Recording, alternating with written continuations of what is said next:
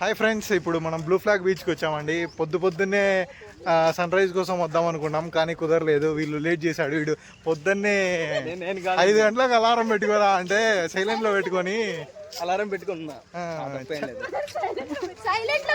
సైలెంట్లో పెట్టుకొని అలారం పెట్టుకున్నాడు. వారే వా అన్న.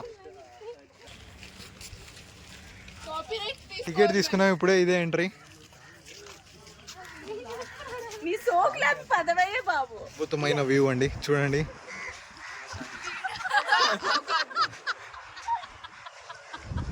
చూస్తున్నారుగా, ఇదే బ్లూ ఫ్లాగ్ బీచ్.